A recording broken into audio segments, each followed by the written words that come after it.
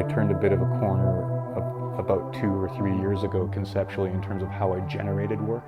As opposed to being image-based, it was now being driven by essentially what flowcharts, right, from organizational theory. It's like how to take a corporation and then subdivide the responsibilities of that corporation into its component parts. That's essentially how I start off my paintings. I'll start off with a core idea or a core theme, and then just basically brainstorm out from this central idea into all these different components, and start adding things to those different components, and then just start to see where things intersect, right, and what kind of abrasions can be created by that. So many people in the arts, at least that I've come to know, or were the people that while I was going through business school, is like I considered them basically a drain on the GNP. It's like, why am I dealing with you people? Why do I have to listen to what it is you're barking about? Now that I've come over to this side of the fence, is like I can see the error of that, or the narrowness of that mindset.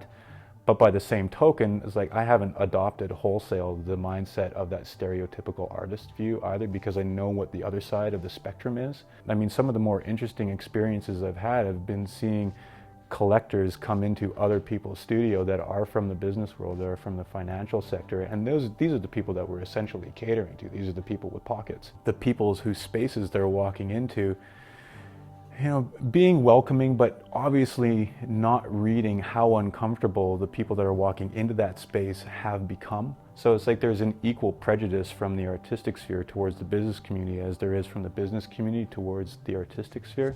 And I think my background in business and a very practical orientation towards the world has given me the ability to kind of see both sides of the spectrum and appreciate both sides of the conversation. Originality is really esteemed, right? It's put on the pedestal. Be creative, be innovative, right? Be original.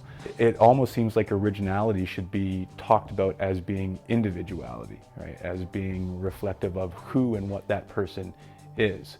Otherwise, it should be maybe talked about as being creative with other people's ideas, right? Or creative with your source material. It's not that I don't think that originality exists and that I don't think that it's important. I just don't think that it's important in an interesting way. And I think that it's been made way too much of and gives people, and especially impressionable people that are being taught this shit, right, the wrong idea of what it is that they're pursuing, right? It seems to be very reflective of a market economy and the almost maniacal desire to progress, to make more, do different stuff, right? To corner your share of this new market, right?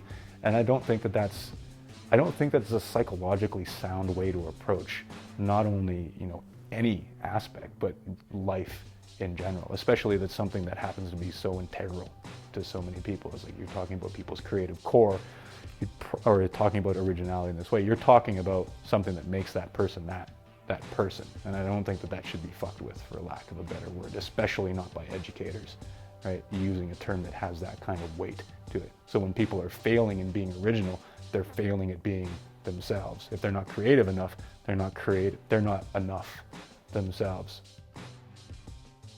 My name is Jay Senetchko. I'm predominantly a figurative artist working in Vancouver.